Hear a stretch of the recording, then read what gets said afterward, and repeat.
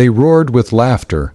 They actually had to hold their sides, they were laughing so hard when I told them what I had done. My brother called me a fool, my mother cried, and my then-girlfriend gave me an ultimatum. I had just spent every penny of my savings, not on a plane ticket to a lucrative job interview like I told them, but on an old, forgotten piece of land based entirely on a hunch, a feeling deep in my gut that something incredible was waiting for me. They saw me wasting my life on a crazy delusion. I saw destiny. But when I finally struck gold, a discovery that didn't just change my life, but set up my family for generations, I had to wonder, did they deserve to share in the fortune they ridiculed me for pursuing? Tell me, if you risked everything and won spectacularly, how would you handle the people who called you crazy? My name is Jake, and I was 30 years old when I hit rock bottom.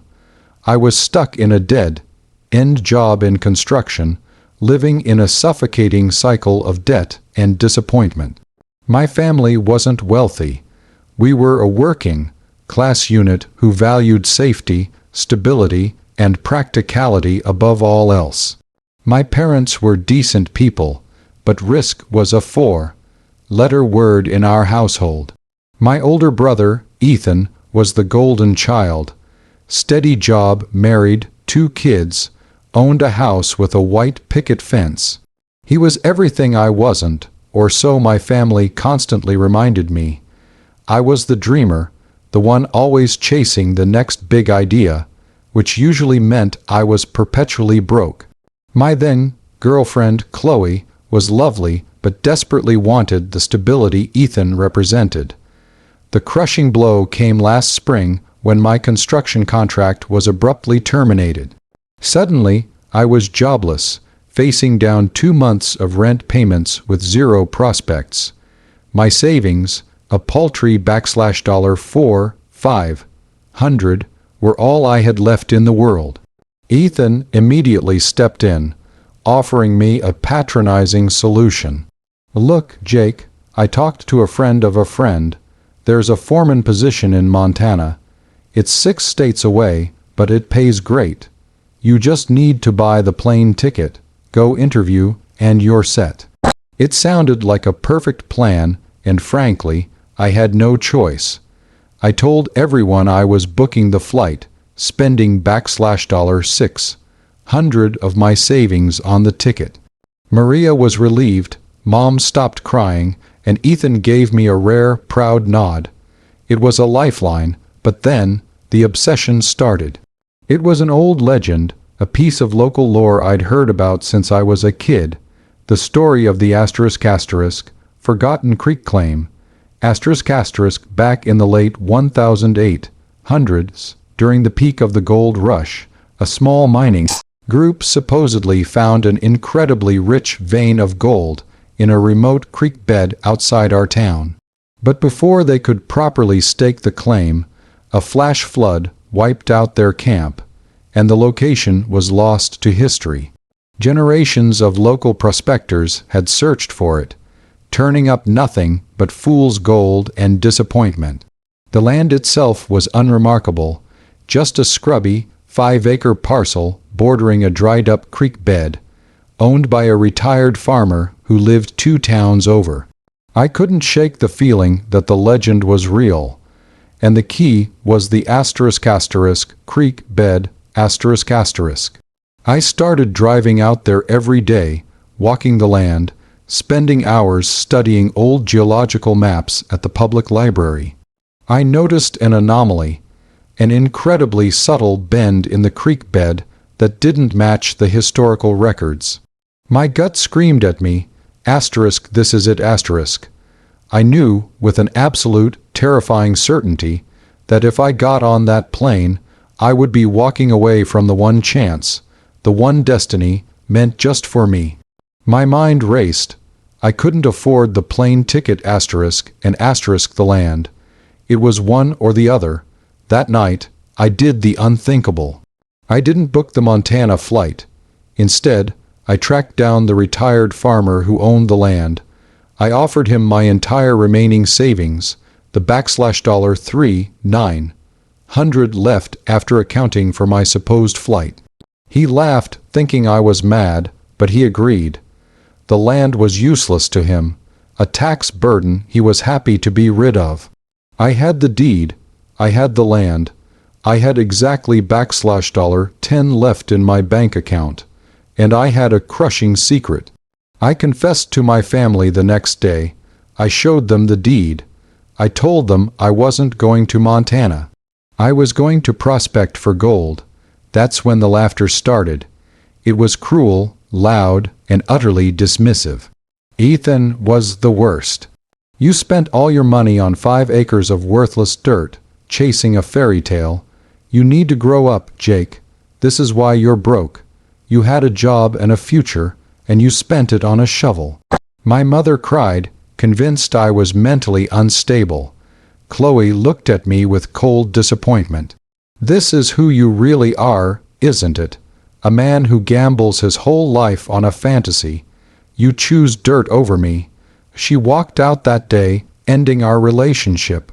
I was completely alone, utterly broke, but standing on the land I knew, somehow, was mine.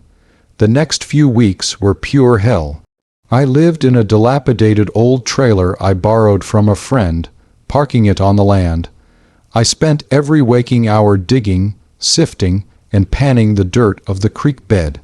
I started where the new bend was, painstakingly removing layers of sediment.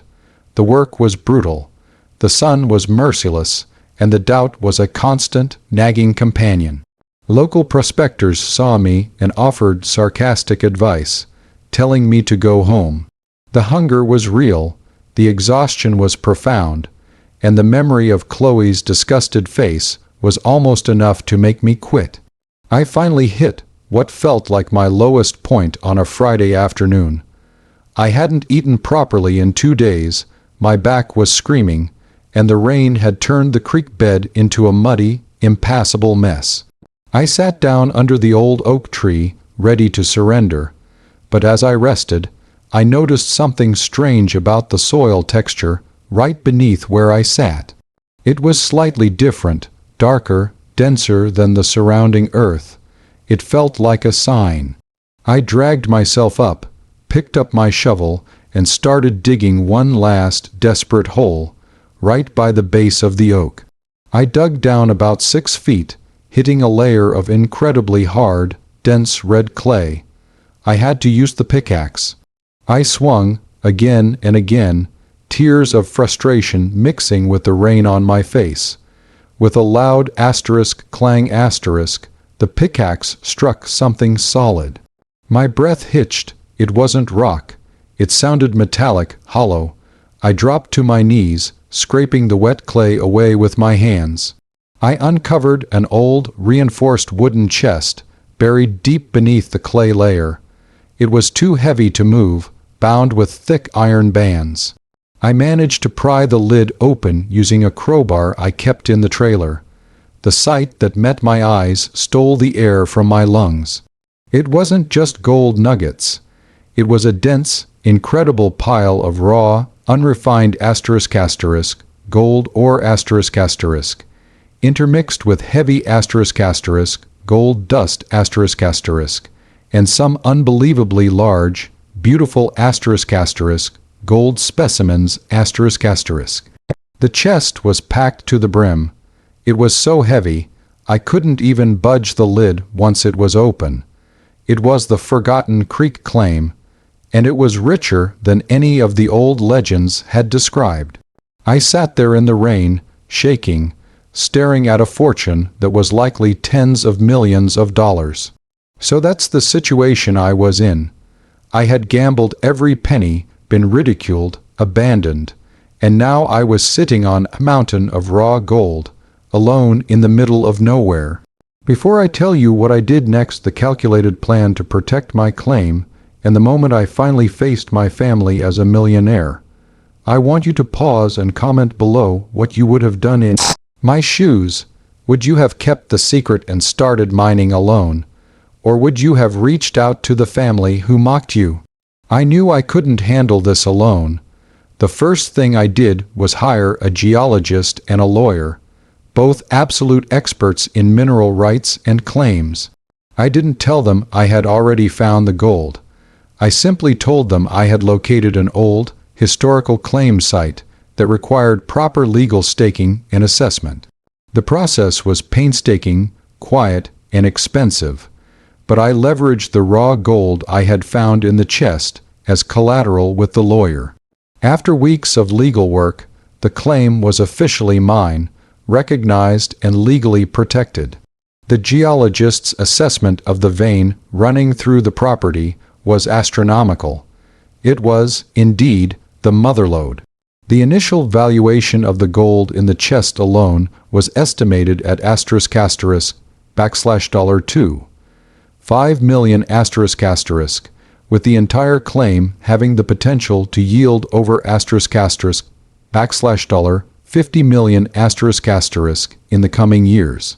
I used the money from the chest to fully establish the mining operation.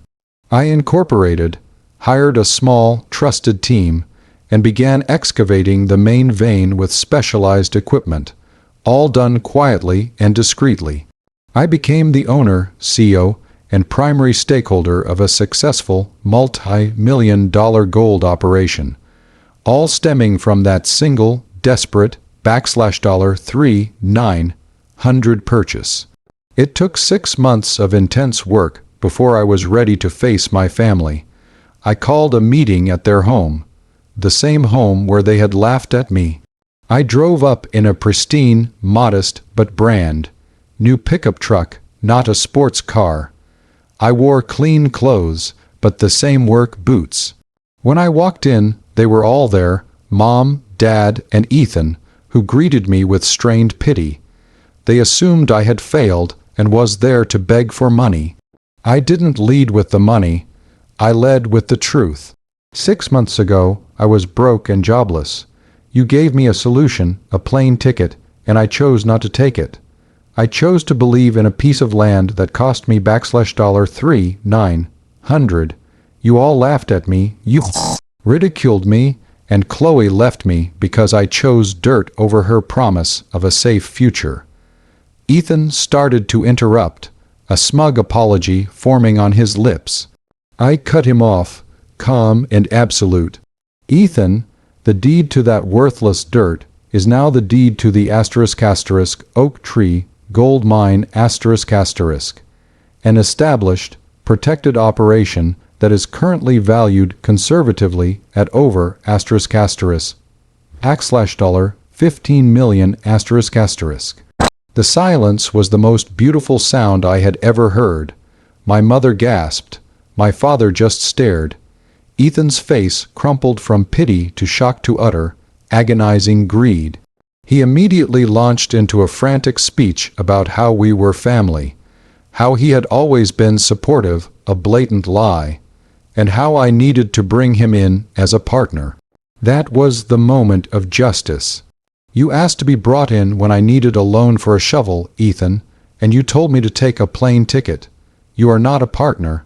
You are a sibling whom I will take care of, but you will not touch my business. I had one, but I was not cruel. I gave my parents enough money to retire comfortably, paying off their mortgage and ensuring their financial security, not out of obligation to their past mockery, but because they were still my parents. To Ethan, I gave him a very large, non-negotiable lump sum enough to pay off his mortgage and fund his children's education, but with a strict legal agreement. He was never to interfere with my business or ask for another dollar, ever. I kept the power, I kept the mine, and I kept the dignity.